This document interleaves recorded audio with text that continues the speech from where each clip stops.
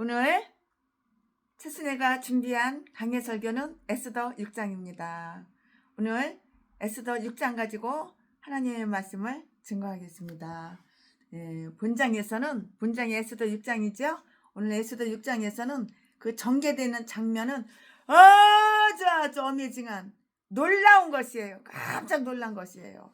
모르드게를 처형하려고 모르드게를 장대에 높이 매달아서 죽이려고 장대를 딱 그렇게 틀을 만들어 가지고 장대를 했는데 누가 대졌냐? 모르드게를 처형하고자 했던 하만은 모르드게의 시중인이 되어서 매우 큰 당한가. 얼마나 당황해요? 지가 생각했던 계획대로 됐나요? 안 됐나요? 반대로 됐잖아. 지가 진짜 어떻게 알았어? 그 장대에 그 틀에 지가 매달릴지 어떻게 알았어?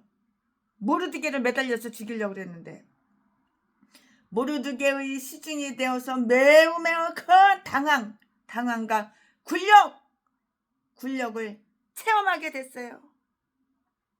하나님 이렇게 멋있는 분이야. 하나님 나 대신 원수 다 갚아주셔. 그리고 이처럼 모든 일이 하만의 계획을 좌절시키고 하만의 계획대로 됐나요?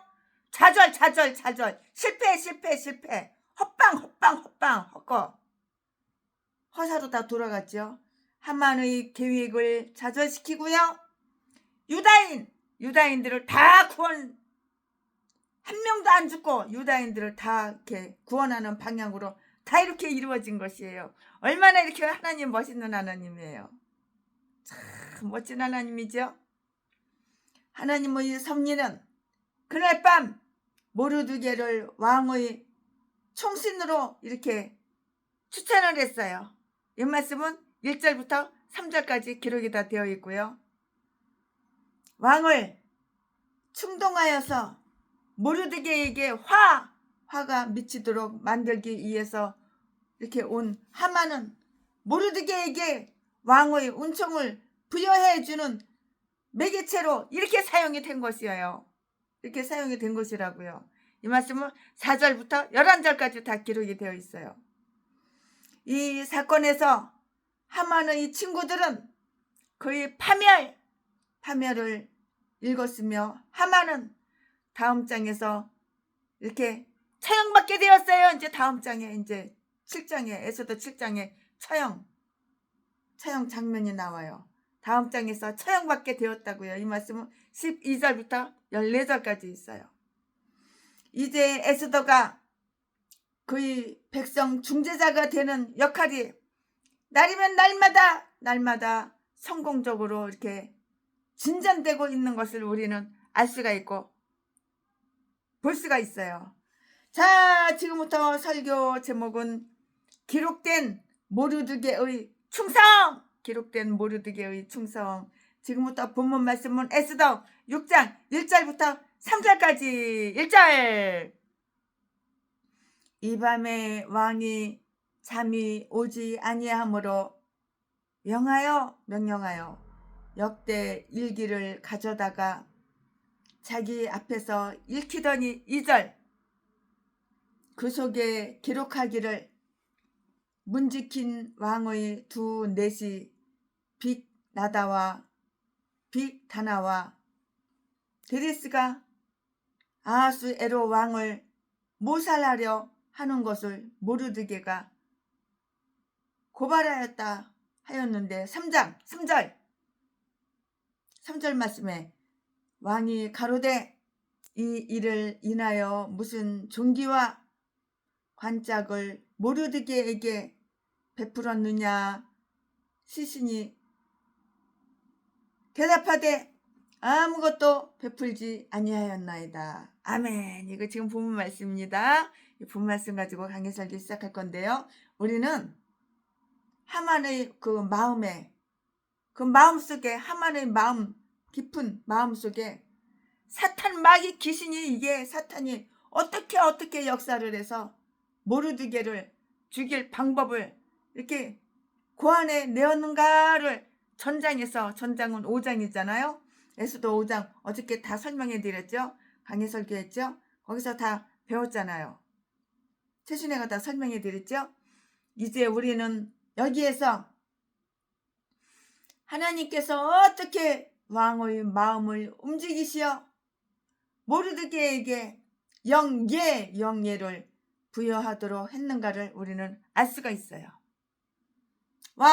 왕의 말이 하만의 말보다 위에 있다 할지라도 하만이 높은 자이기는 하지만 보좌 위에 있는 왕은 그보다 더 아주 높기 때문인 것이에요. 인간의 마음속에 어떠한 생각이 있든지 간에 더욱 하나님의 뜻을 세울 수 있었을 것인데요.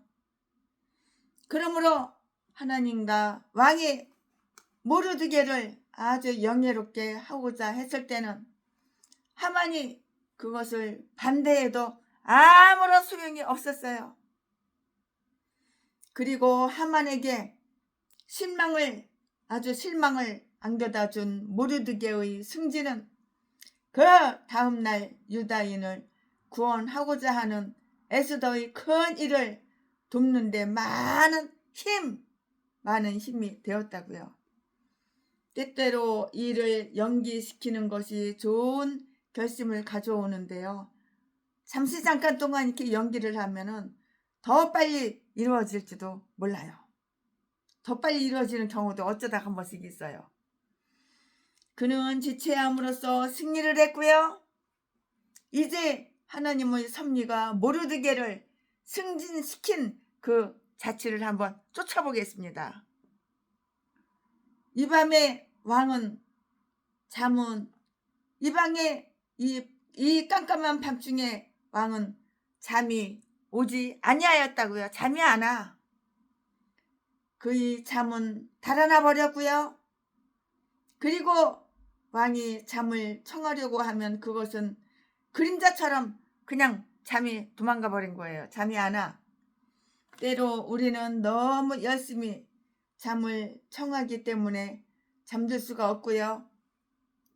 섭리자가 그러하여금 깨어 있게 했을 때 그는 술 잔치가 끝난 후에도 잠들 수가 없었고요. 우리는 그가 잠을 이룰 수 없을 만큼 몸이 불편한가에 대해서는 알 수가 없는데요. 그러나 잠을 선물로 주시는 잠도 하나님께서 주시는 선물이야.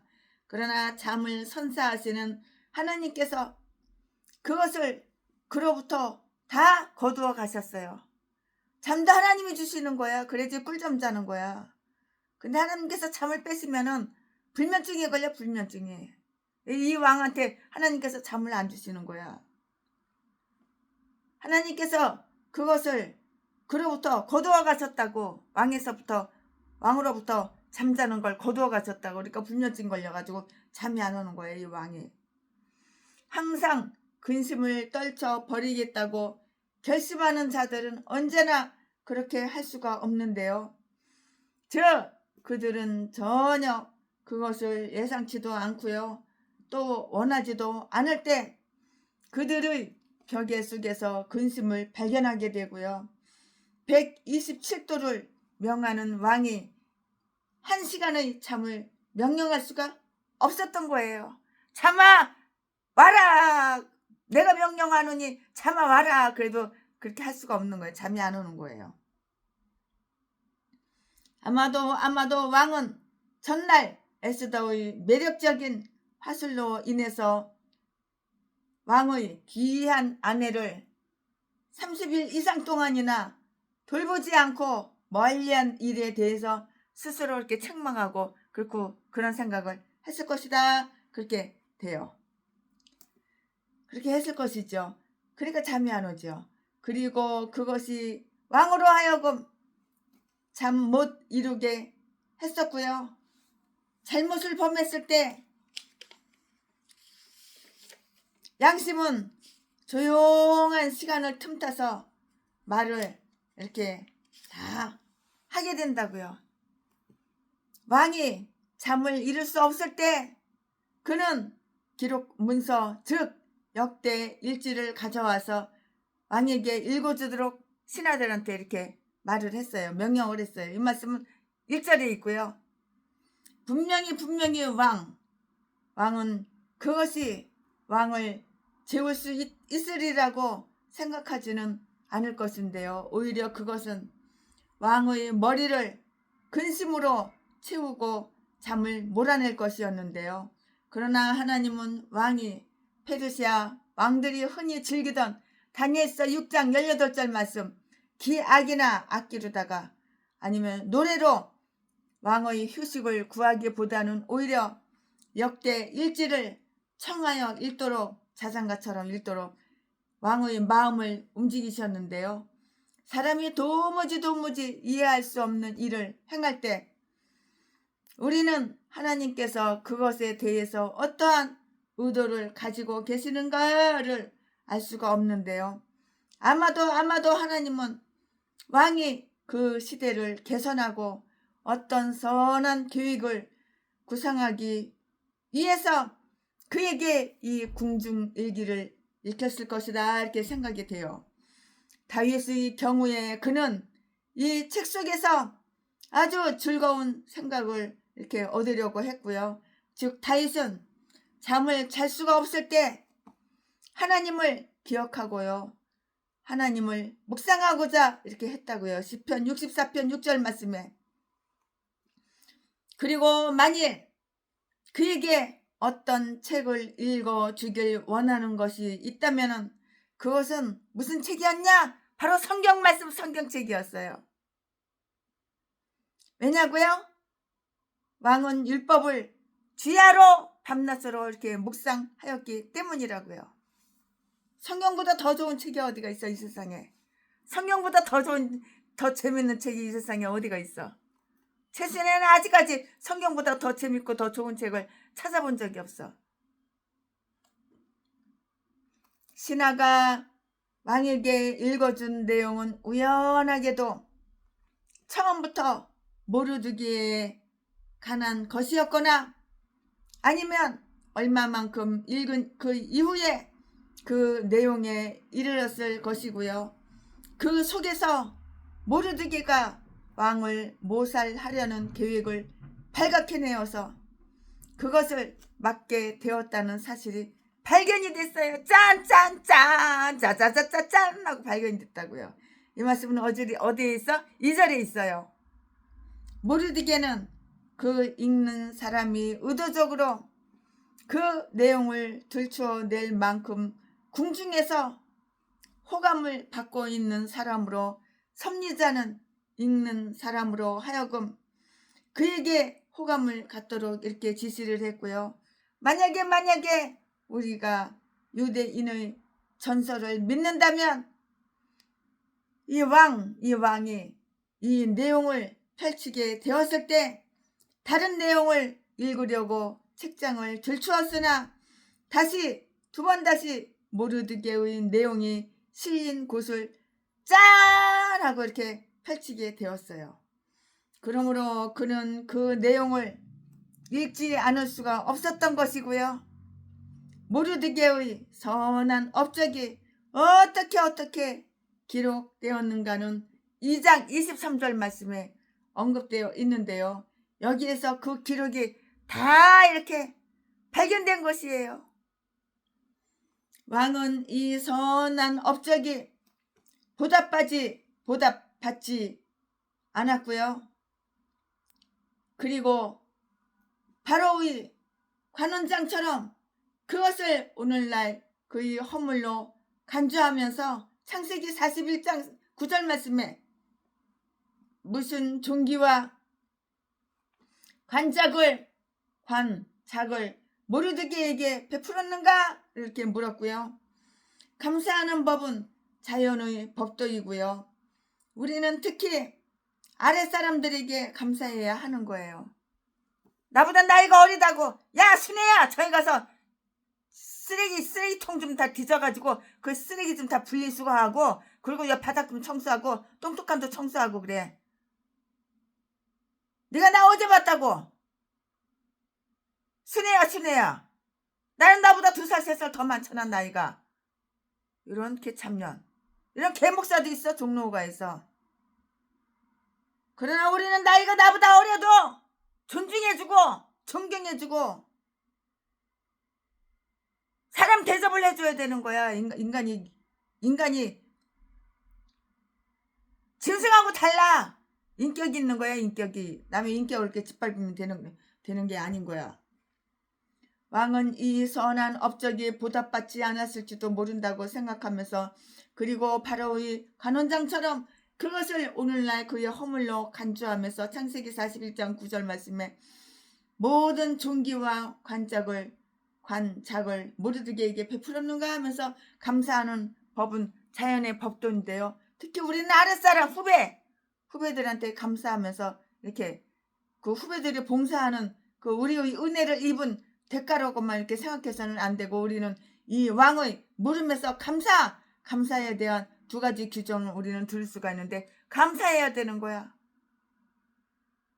얼마나 고마워.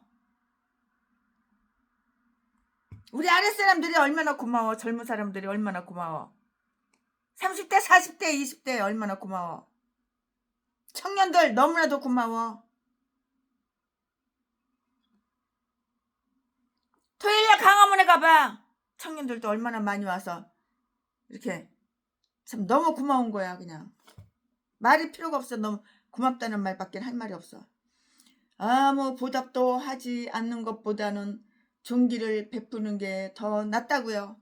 만약에 우리가 우리에게 친절을 베풀었던 자에게 보답할 수 없거나 보답할 필요가 없다 하더라도 우리는 그들의 친절을 아주 고맙게 생각하고 인정하고 그들에게 은혜를 입고 있다는 사실을 시인함으로써 그들을 아주 존귀하게 이렇게 만들도록 하자고요. 영원히 하지 않는 것보다는 늦게라도 하는 것이 훨씬 더 낫고요. 우리에게 베풀어진 선한 행실에 대해서 보답하기를 아주 오랫동안 잊고 있었다면 언젠가는 꼭 그 보답을 갚도록 해야 되는 거예요. 그 보답을 갚아야 되는 거예요. 오늘도 제 순에는 많이 갚았어요. 얼마나 고마운지. 근데 한 사람에게만 왕창 줘가지고 여러 사람에게 조금씩 이렇게 나눠줘야 되는데 한 사람에게만 몰아서 줘가지고 그게 조금 마음에 걸려요. 영원히 하지 않는 것보다는 늦게라도 하는 것이 훨씬 낫고요. 우리에게 베풀어진 선한 행실에 대해서 보답하기를 오랫동안 잊어버리고 있었다면 언젠가는 꼭 그 보답을 갚도록 해야 하는 것이에요. 신하들은 왕에게 탁월한 공적을 세운 모르드게를 위해서 어떠한 보답도 하지 않았다는 사실을 다 이렇게 알리고 가르쳐줬는데요. 그는 이전에 대궐 문 앞에 앉아 있었던 것처럼 이렇게 앉아 있었던 것 같이 이렇게 똑같이 지금도 여전히 거기에 앉아 있다고 이렇게 말을 했는데, 다음 사실을 한번 알아보자고요. 높은 지위에 있는 자들이 아랫사람들에게, 나의 후배에게 관심을 기울이지 않는 것은 참 흔한 일인데요. 왕의 신하가 왕에게 고할 때까지 모르드게가 승진했는지 승진 안 했는지 그거 정말 몰랐어요.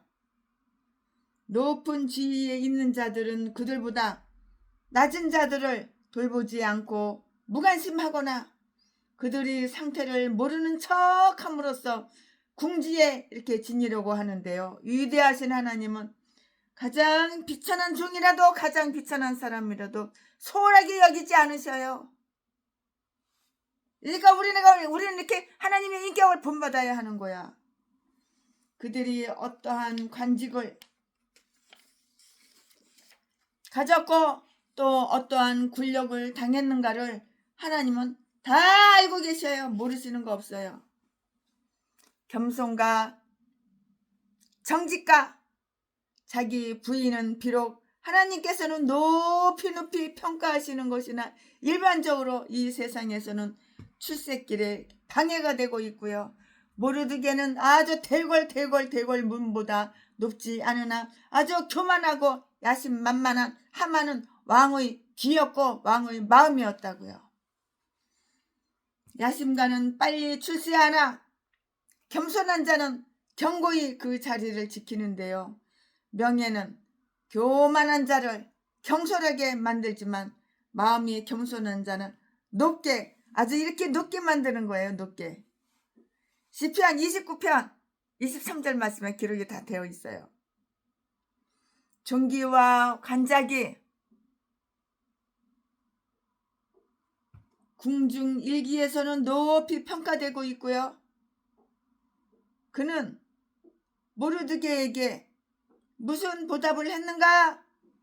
돈을 얼마나 주었는가? 무슨 재산을 주었는가? 하고 물어보지 않았어요. 이런 말은 안 물어봤어요. 그는 단지 무슨 종기를 주었는가? 하고 물었고요. 그러나 종기란 아주 보잘것 없는 것으로서 그것을 지탱해 나갈 만한 여건을 갖추지 못할 때는 아주 부담스럽고 부담스러운 것일 뿐이에요. 매우 위대한 공적과 훌륭한 봉사는 흔히 인간들 가운데 아주 소홀히 여김을 받고 보답을 받지 못하는데요. 가장 존귀를 받기에 합당하고 또 그것으로 가장 선한 일을 행하고자 하는 자들에게는 거의 존귀가 부여되지 않고 있어요. 이 말씀은 전도서 9장 14절부터 16절까지 기록이 되어 있어요. 갑자기 얻는 부자, 만약에 로또 30억짜리, 50억짜리가 당첨됐다. 이렇게 갑자기 얻는 부귀는 흔히 완전히 운수에 의한 것인데 거의 노력을 기울이지 않고 최상의 상을 획득한 자들은 일반적으로 그것을 홀라당 다 날려버린다고요. 오래 못 가. 그런 돈은 그것을 다 이렇게 헐헐 다 날려버린다고. 날개가 날려가지고 다 날려버려. 홀라당 다 날려버린다고. 선한 봉사는 사람을 승진시키기는커녕 때로는 그를 보호하는 무기가 되지도 못하고요. 모르드게는 관작을 얻을 자격이 있음이 결국 인정되기는 하지만 그 당시 왕의 조서로 인해서 모든 유다인들과 함께 파멸당할 위기에 다 처해 있었다고요. 하나님을 충성되게 섬기는 자는 이처럼 아주 나쁜 보답을 받을까 보아 두려워할 필요가 없었던 것이에요. 자, 지금부터는 설교 제목이 바뀌어요. 본문 말씀이 바뀌어요. 지금부터 설교 제목은 좌절된 하만의 야욕. 좌절된 하만의 야욕. 지금부터 본문 말씀은 에스더 6장 4절부터 11절까지. 4절. 왕이 가로되 누가 뜰에 있느냐? 마침 하만이 자기가 세운 나무에 모르드게 달기를 왕께 구하고자 하여서 멍청하고 악한 놈. 왕궁 바깥 뜰에 이른지라. 5절. 시신이 고하되, 몸의 존이죠. 시신은 시녀 몸종이죠. 시신은 몸종이에요. 시녀. 시신이 고하되 하만이 뜰에 섰나이다. 왕이 가로되 들어오게 하라 하니. 6절. 하만이 들어오거늘 왕이 묻되 왕이 존귀케 하기를 기뻐하는 사람에게 어떻게 하여야 하겠느냐? 하만이 심중에 이르되 왕이 존귀케 하기를 기뻐하시는 자는 나 외에 누구리요? 하고. 7절. 왕께 아뢰되 왕께서 사람을 존귀케 하시려면. 8절. 왕의 입으시는 왕복과 왕의 타시는 말과 머리에 쓰시는 왕관을 취하고 그 왕복과 말을 왕의 방백 중 가장 존귀한 자의 손에 붙여서 왕이 존귀케 하기를 기뻐하시는 사람에게 옷을 입히고 말을 태워서 성중거리로 다니며 그 앞에서 반포하여 이르기를 왕이 존귀케 하기를 기뻐하시는 사람에게는 이같이 할 것이라 하게 하소서. 10절. 이에 왕이 하만에게 이르되 너는 내 말대로 속히 왕복과 말을 취하여 대궐 문에 앉은 유다 사람 모르드게에게 행하되 무릇 내가 말한 것에서 조금도 빠짐이 없이 하라. 11절. 하만이 왕복과 말을 취하여 모르드게에게 옷을 입히고 말을 태워 성중거리로 다니며 그 앞에서 반포하되 왕이 존귀케 하시기를 기뻐하시는 사람에게는 이같이 할 것이라 하니라. 아멘. 예, 이거 오늘 부분 말씀입니다. 이 부분 말씀 가지고 또 이어서 강의 설교 쭉쭉쭉쭉 하겠습니다. 네, 이제 아침이 되어서 백성들은 이렇게 움직이기 시작했어요. 아침 되니까 움직이잖아요. 움직이기 시작했어요. 하만은 모르드게를 나무 저 장대 높이 이거 하만은 모르드게를 나무에 대롱대롱 이렇게 매달아서 죽이려고 하는데 그냥 거기에만 미쳐있는 거야. 거기에만 강분해서 일찍 왕궁 뜰에 와서 왕을 접견할 준비를 하고 있었다고요. 이놈이. 약한 놈이 이렇다고. 지가 거기에 달려 뒤집고는 꿈에도 생각 못해. 아직까지도 생각 못해. 지금도 생각 못해. 꿈에도 생각 못했어. 그는 천마디의 요청에 왕이 분명 그 일을 허락해 줄 것이라고 의심하지 않고 다 믿었어요. 믿고 만사를 다 젖혀놓고 만사를 다 젖혀놓고 허락을 받으러 나온 것이라고요. 이 하만 이놈이. 4절 말씀에 왕은 하만이 그것보다 더 큰 일을 요청했을지라도 그를 만족시켜 주었을 것인데요. 그리고 하만은 그의 요청이 타당하다는 것을 확신하고 있었고요. 왕이 그에게 그 일을 허락해 줄 것을 의심하지 않고 믿고 있었기 때문에 이미 나무를 준비해 놓았다고 왕에게 이렇게 말을 할 수가 있었어요. 그러므로 왕이 한마디만 던지면 그의 만족은 이루어질 수가 있는데요. 왕은 몹시 모르드게를 존귀하게 하고 싶었기 때문에 그 일을 수행하기에 합당한 자가 뜰에 있는가를 물어봤고요.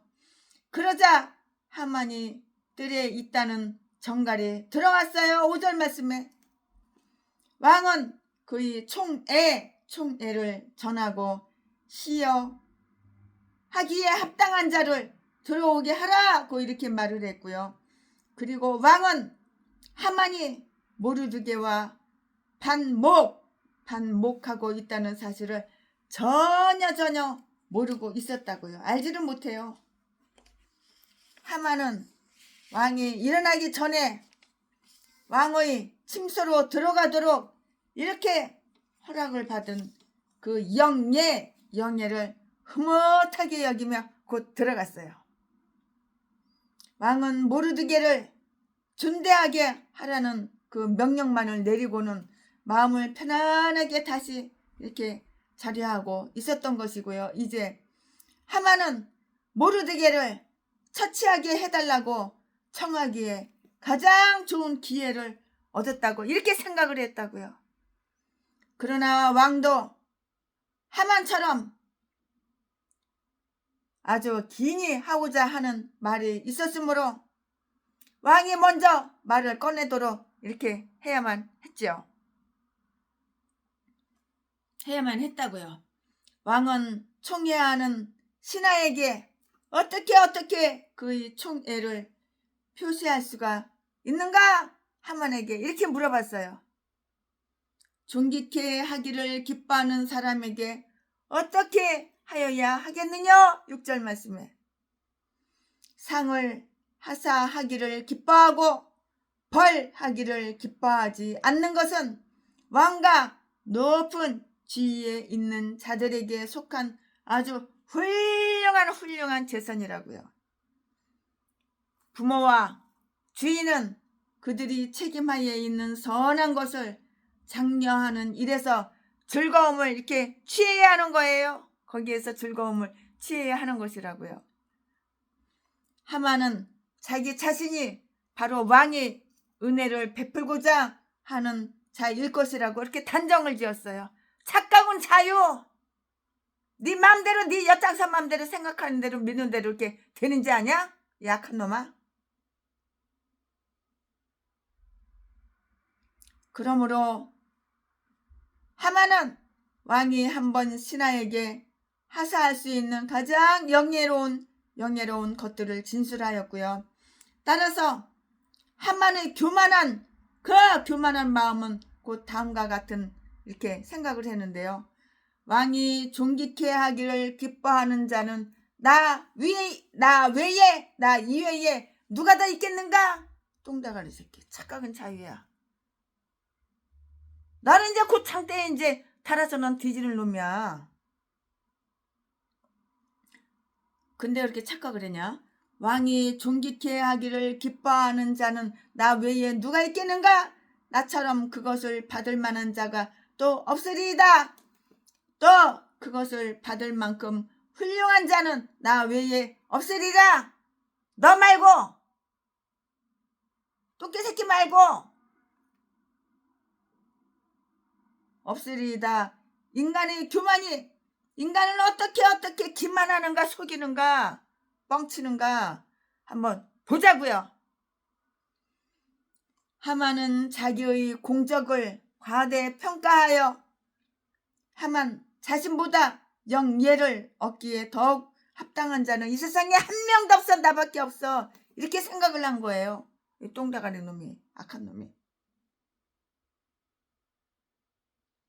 이처럼 우리들 자신만이 상을 받을 만한 가치가 있다거나 혹은 다른 사람보다 더욱 받을 만하다고 생각하는 것은 아주 어리석은 똥대가리 어리석은 일이라고요.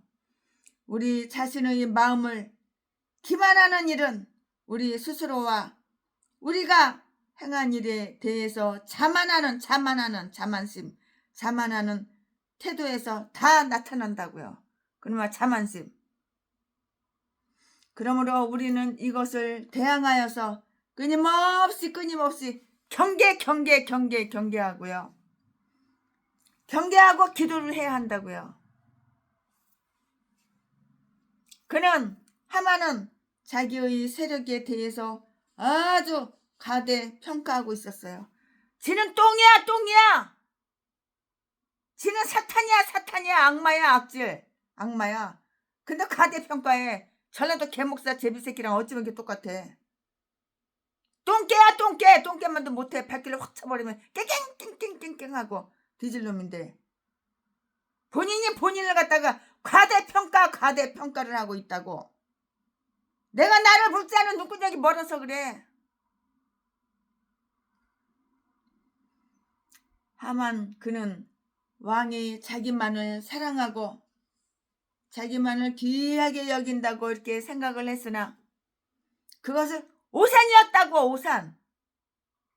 잘못된 생각이었다고. 그것은 오산이었다고요.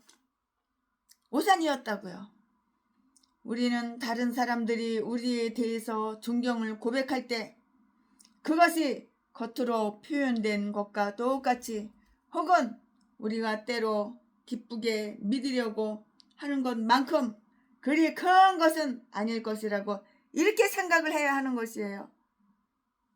그리하여 우리 자신을 과대평가하지 말고요. 또 다른 사람을 지나치게 신뢰하지 않도록 해야 하는데요. 이제 하만은 그 자신이 영예를 받게 되었다고 생각하여서 매우 후한 영예 영예를 제한했다고요. 이 말씀은 어디에 있어? 8절과 9절에 있어요. 아니 그는 주제넘게도 왕 복을 입고요, 왕의 옷을 입고요, 왕관을 쓰고요, 왕관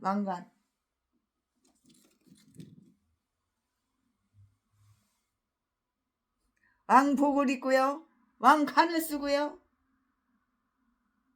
주제넘게 지가 뭐 왕이라도 됐어? 주제넘게 왕복을 이거 하만이라는 새끼가 주제넘게 왕복을 입고 왕관을 쓰고 왕의 말을 타야 한다고 이렇게 생각을 한 거야. 이 똥대가리 새끼가.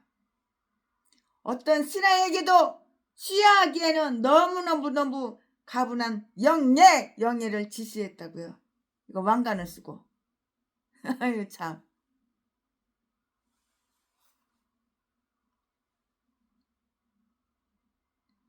간단히 말해서 이 하만 이 인간은 권력의 상징인 왕의 호를 제외한 왕 자신의 온갖 화려함과 장엄함을 몸에 두른 모습을 나타내고자 이렇게 했던 것이라고요. 참, 왕복을 입고 이렇게 왕관을 쓰고 왕의 옷을 입고 참, 네가 왕이냐? 너는 이제 곧 뒤질 놈인데.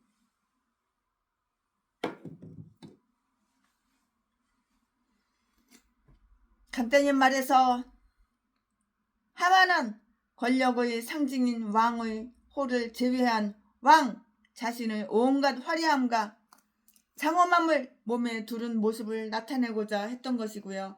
게다가 그는 그의 하인으로서 왕의 방백 중 가장 존귀한 자의 시중을 받아야 했고요. 그리고 모든 백성들은 그를 주시하고 경의를 표해야 했고요.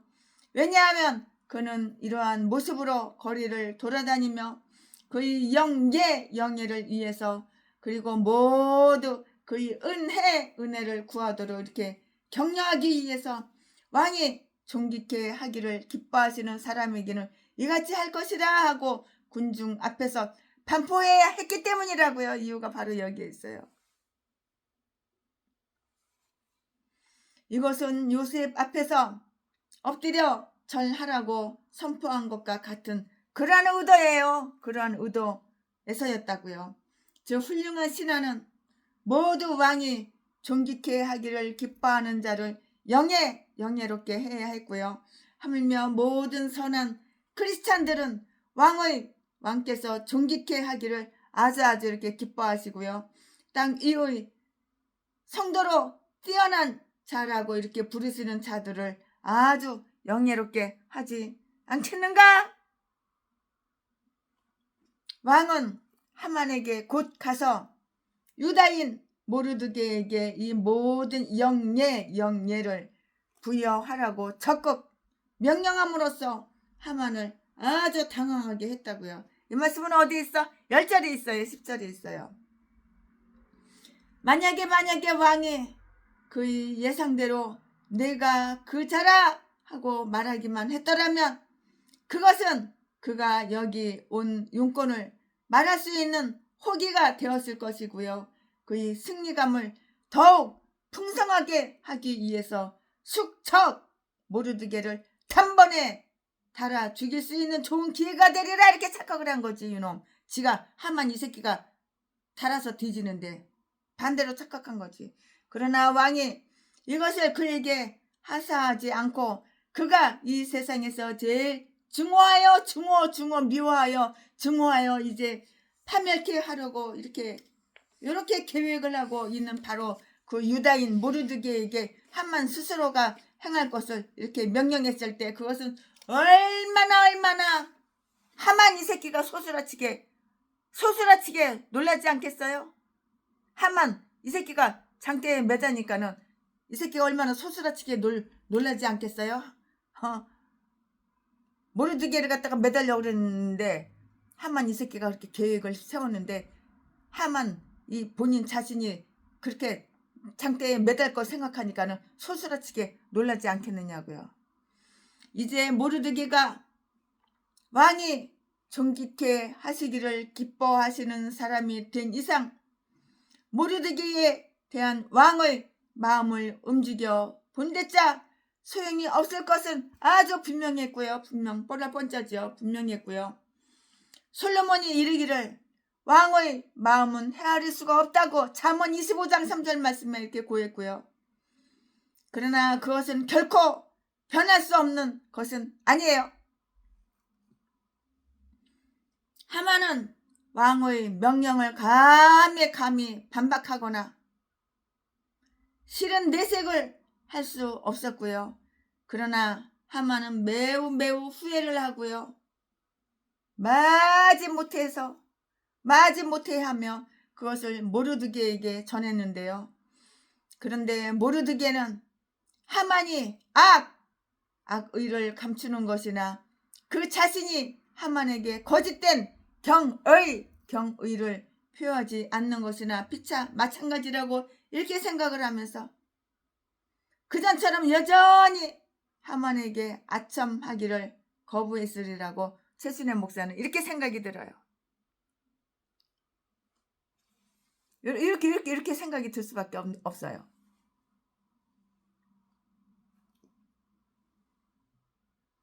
모르드게는 가져온 의복을 입고요. 말을 탄 후에 성중 거리로 돌아다니면서 왕의 총애를 받는 사람으로서 이렇게 반포되었어요. 11절 말씀에 11절. 이 두 사람 즉 모르드게에게 이 영예를 입힌 교만한 아주 악질적인 악한 하만과 그것을 받아들인 겸손한 모르드게 중에 누가 더 왕의 큰 세력을 얻고 있는지는 말하기가 여기서는 힘들지만 그러나 왕이 그렇게 하도록 명령했으므로 이 두 사람은 모두 그것을 따라야 했고요. 이 사실은 이제 모르드게는 왕의 총애하는 신하가 되었음을 시사하고 있으며 에스더가 유다인에게 선포된 그 조서를 역전시키는 일이 성공하게 되리라는 희망을 다 말해주고 있어요. 다 가르쳐주고 있어요. 아멘. 지금부터는 설교 제목이 바뀌어요. 부모 말씀이 바뀌어요. 지금부터는 설교 제목이 모르드게에게 부여된 영예, 명예 영예. 모르드게에게 부여된 영예. 지금부터 본문 말씀은 에스더 6장 12절부터 14절까지. 12절.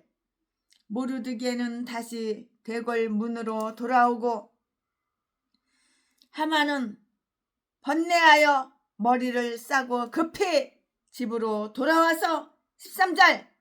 자기의 당한 모든 일을 그 마누라 아내 세레스와 모든 친구에게 고하매 그 중 지혜로운 자와 그 아내 세레스가 가로되 모르드게가 과연 유다 족속이면 당신이 그 앞에서 굴욕을 당하기 시작하였으니 능히 저를 이기지 못하고 분명히 그 앞에서 엎드려 지리이다. 14절 14절. 아직 말이 그치지 아니하여서 왕의 내시들이 이르러 하만을 데리고 에스더의 베푼 잔치에 빨리 나가니라. 아멘. 이거 오늘 부분 말씀입니다. 이 부분 말씀 가지고 또 나머지 강의 설교 최순애가 이어서 쭉쭉쭉쭉 하겠습니다. 네, 우리는 여기에서 다음과 같은 내용을 살펴볼 수가 있어요. 모르드게는 승급을 했지만 별로 자랑하지 않았어요. 그는 다시 대궐 문으로 돌아왔고요. 12절 말씀에 즉 그는 즉시 그의 자리와 임무로 돌아왔고요.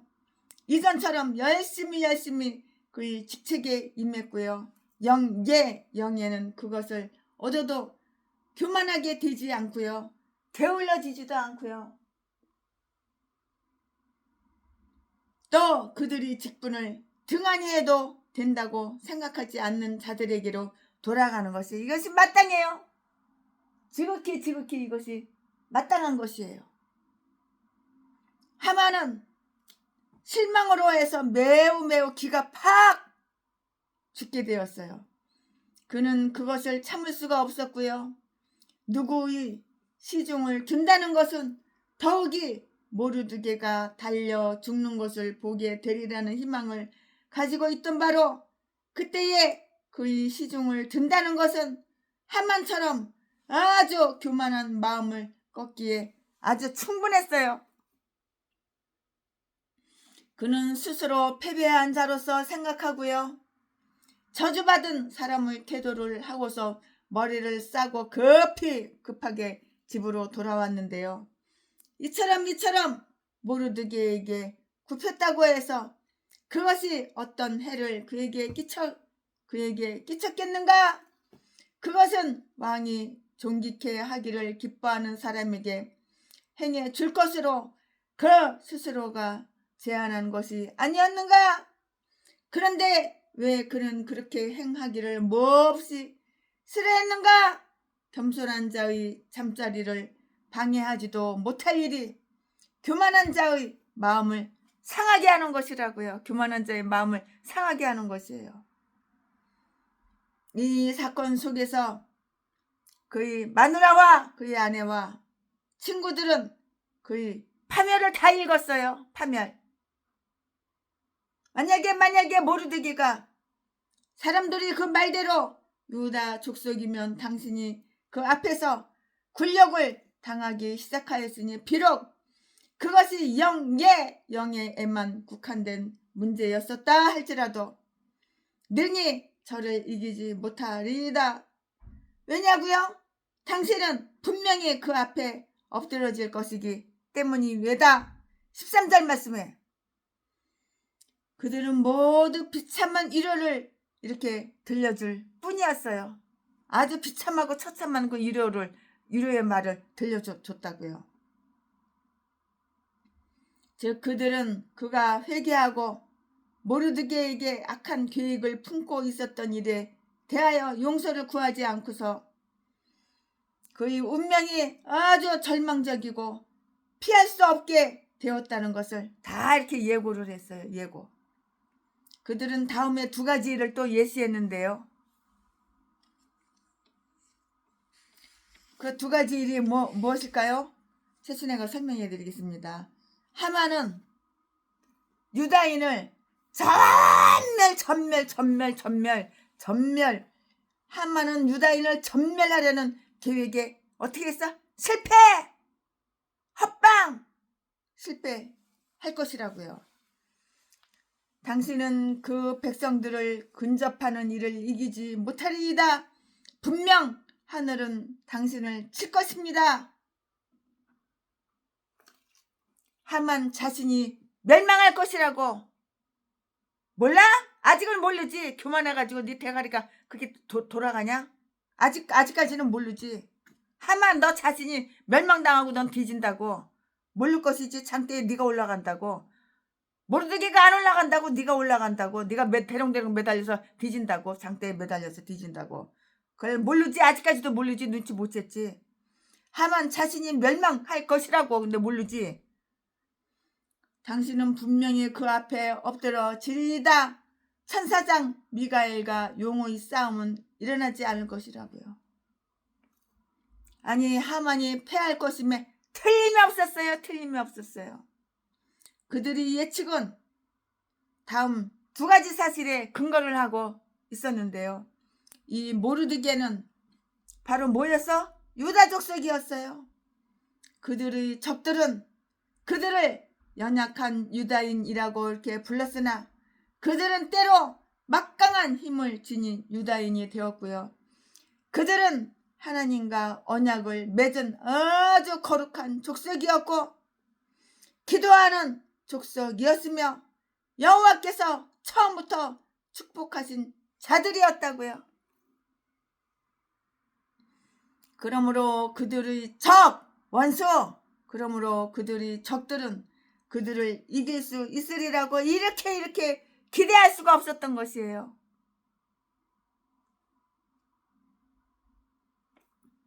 하만은 이제 기울기 시작했으므로 분명하게 이렇게 몰락할 것이었다고요. 왕의 총애를 받는 위대한 자들은 일단 형세가 기울기 시작하면 중국엔 그들이 출세한 것처럼 빨리 망하게 된다는 사실이 주목되고 있었는데요. 교회의 원수! 교회를 해코자 하고 교회 방해 놓고 예배 방해를 놓고 교회의 적들도 하나님의 역사하시기 시작할 땐 그들의 그 종말을 다 구하게 된다고요. 하나님의 역사는 완전한 것이에요. 에스더가 베푼 잔치에 하만이 나아간 일은 매우 시기에 적합했고요. 14절 말씀에 그는 그의 위축된 사기를 북돋 우고요. 침체한 영예를 구하려는 희망을 가지고서 잔치에 나가는 것이 시기상 적합하다고 이렇게 생각을 했어요. 사실상 그것은 매우 혹이었다고요. 왜냐하면 비통한 실망으로 상한 그의 마음이 이제 에스더가 하는 비난으로 인해서 더욱 쉽사리 몰락할 수가 있었기 때문이에요. 하나님의 지혜는 적합한 때에 나타나서 그의 교회를 구원하시는데요. 그리하여 그 사건을 통해서 하나님의 영광은 더욱 돋보이게 되는 것이라고요. 아멘. 오늘 최순애 목사가 강의 설교 준비한 것은 여기까지가 끝입니다. 에스더 6장 여기까지가 끝입니다. 예수로 나의 구주 삼고 성령과 피로써 거듭나니 이 세상에서 내 영혼이 하늘의 영광 누리도다. 이것이 나의 간증이요 이것이 나의 찬송일세. 나 사는 동안 끊임없이 구주를 찬송하리로다. 아멘. 네, 오늘 최순애 목사가 에스더 6장 강의 설교 준비한 것은 여기까지 끝입니다. 사랑합니다.